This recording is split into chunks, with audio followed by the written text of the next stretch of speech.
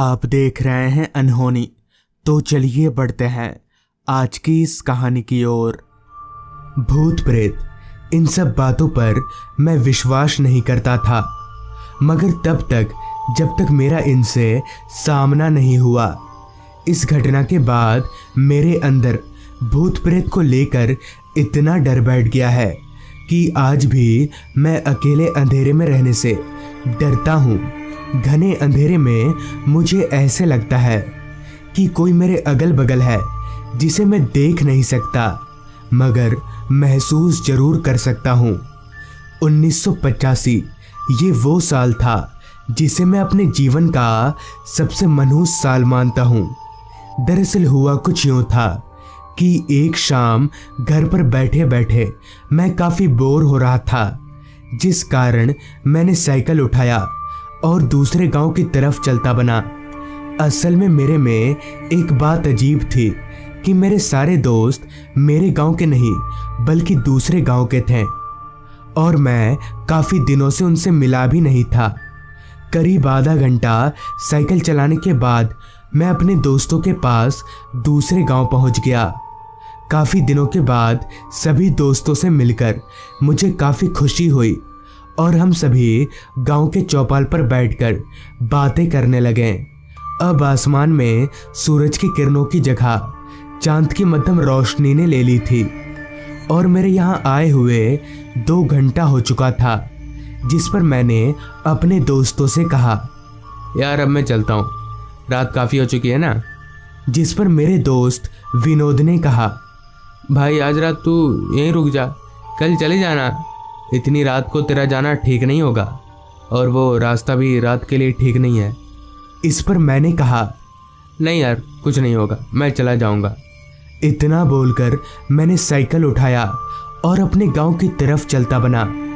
कुछ दूर साइकिल चलाने के बाद मैं अपने दोस्तों के गांव से दूर उस रास्ते पर पहुंच गया जिसके दोनों ओर घने जंगल थे। उस रास्ते पर आते ही सन्नाटे ने मुझे चारों तरफ से घेर लिया। अंधेरा तो इस कदर छाया हुआ था कि कुछ भी साफ साफ दिखाई नहीं दे रहा था। बस टॉर्च की हल्की रोशनी के सहारे मैं उस रास्ते पर आगे बढ़ रहा था। अभी मैं कुछ दूर आगे गया ही था कि तभी मेरी साइकिल की चैन उतर गई। चैन उतरते ही मैंने ब्रेक मारकर साइकिल रोका और चैन चढ़ाने लगा, मगर पता नहीं चैन किसी तरह फंस चुकी थी, जो लगने का नाम ही नहीं ले रही थी। मानो साइकिल भी मुझे विनोद की तरह ही आगे ना जाने को बोल रही हो। खैर काफ़ी मशक्क़त के बाद आखिर में मैंने चेन चढ़ा ही लिया और दोबारा घर की तरफ आगे बढ़ने लगा। उस सुनसान रास्ते पर मेरे अलावा दूर दूर तक ना तो कोई आदमी दिखाई पड़ रहा था और ना ही कोई परिंदा। अभी मैं आगे बढ़ ही रहा था कि तभी मेरी टॉर्च की लाइट रास्ते पर खेल रहे 2-4 बच्चों पर गई। इतनी रात गए इन बच्चों को खेलता देख मैं एकदम से सहम गया कि भला ये बच्चे आए कहाँ से। यहाँ तो दूर दूर तक ना तो कोई घर है और ना ही कोई बस्ती। उन बच्चों को देखकर मैंने एकदम से साइकिल रोक दिया। वो सारे बच्चे रास्ते को इस तरह से घेर कर खेल रहे थे कि कोई भी आ जा नहीं सकता था। अभी मैं खड़े खड़े देख ही रहा था कि तभी मुझे पीछे से आवाज़ आई, चाचा साइकिल में नहीं बिठाओगे मुझे। मुझे ये आवाज़ थोड़ी जानी पहचानी सी लगी। मैंने जैसे ही पीछे पलटकर देखा तो मेरा पूरा शरीर कांपने लगा। डर के मारे मेरे हाथ पैर फूलने लगे।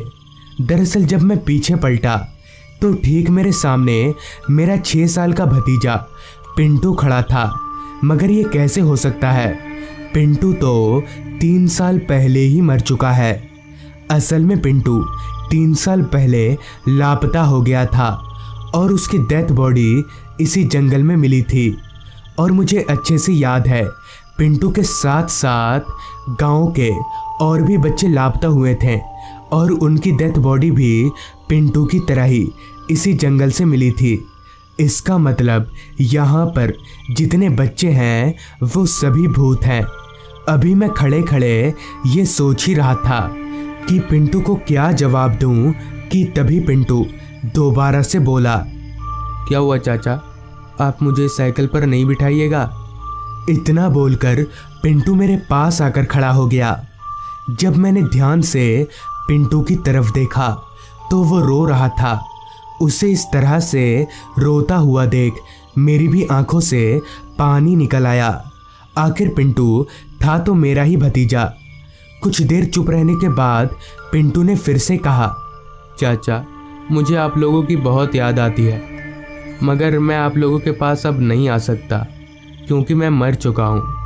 पिंटू के मुंह से ये सुनकर मेरी आंसुओं की रफ्तार और तेज हो गई, जिस पर मैंने पिंटू से पूछा, पिंटू उस दिन क्या हुआ था, मुझे बताओ। जिस पर पिंटू ने बताना शुरू किया। दरअसल एक शाम जब मैं अपने दोस्तों के साथ खेल रहा था, तभी एक औरत मेरे पास आई और बोली, बेटा लो चॉकलेट। उसने मुझे 2 चॉकलेट दिए। मैं उन चॉकलेट को खा ही रहा था कि तभी उस औरत ने दोबारा से कहा, बेटा और चॉकलेट चाहिए तो चलो मेरे साथ। मैं भी और चॉकलेट की लालच में उस औरत के साथ चलता बना, मगर मुझे कहाँ पता था कि वो औरत इतनी बुरी है। चलते चलते वो औरत मुझे काफ़ी दूर जंगलों के भीतर ले आई और एक जगह पर बैठाकर मंत्र पढ़ने लगी। उसके मंत्र पढ़ते ही पता नहीं मुझे क्या हुआ और मेरी पलकें भारी होने लगीं और देखते ही देखते मेरी आंख बंद हो गई। फिर जब मेरी आंख खुली तो मैं काफ़ी डर गया। पहले पहले तो समझ नहीं आया कि मेरे साथ हुआ क्या है, क्योंकि जब मेरी आंख खुली तो मैंने देखा कि मैं ज़मीन पर ही पड़ा हुआ हूँ और मेरे मुंह से खून निकल रहा था। मगर ऐसा कैसे हो सकता है? अभी मैं खड़ा था तो ज़मीन पर फिर मैं कैसे लेट सकता हूँ? अभी मैं सोच ही रहा था कि तभी उस औरत ने कहा, अब तुम मर चुके हो और इनमें से एक तुम्हारी आत्मा है और दूसरी तुम्हारी लाश, और अब तुम्हारी आत्मा मेरे गिरफ्त में रहेगी। इसी तरह से उस डायन ने कई सारे बच्चों को बहला फुसलाकर मार दिया और उन सब की आत्मा को अपनी गिरफ्त में ले लिया।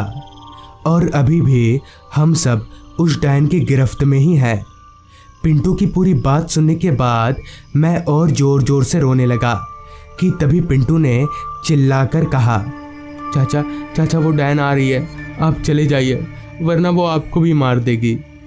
पिंटू के इतना बोलते ही वहाँ खेल रहे सारे बच्चे एकदम से खड़े हो गए, मानो सभी को सांप सूंघ गया हो। अभी मैं भागने ही वाला था कि तभी किसी ने पीछे से मेरा कंधा पकड़ लिया और खींचकर मुझे ज़मीन पर पटक दिया।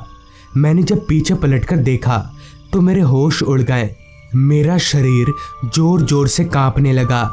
दरअसल ठीक मेरे पीछे वही डायन खड़ी थी जिसके बारे में पिंटू अभी बता रहा था। उस डायन की पूरी शक्ल एकदम जली हुई थी।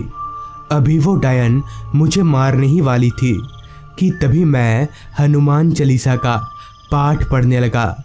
मेरे पाठ पढ़ते ही वो डायन और सभी बच्चे, जिनमें पिंटू भी शामिल था, वो सभी एकदम से गायब हो गए। मैंने भी अपना साइकिल उठाया और घर की तरफ भागने लगा। घर पहुंचकर मैंने सभी को पूरी बात बताई, जिससे सभी की आंखें नम हो गई। फिर कुछ दिन बाद मुझे दूसरे गांव के दोस्तों से पता चला कि उस औरत को गांव वालों ने बच्चों की बलि देते हुए रंगे हाथ पकड़ लिया था और गुस्से में आकर सभी गांव वालों ने मिलकर उसे जिंदा जला दिया था। तो दोस्तों, ये थी आज की कहानी। अगर आपके पास भी ऐसी ही कोई कहानियां हैं तो हमारे साथ ज़रूर शेयर करें।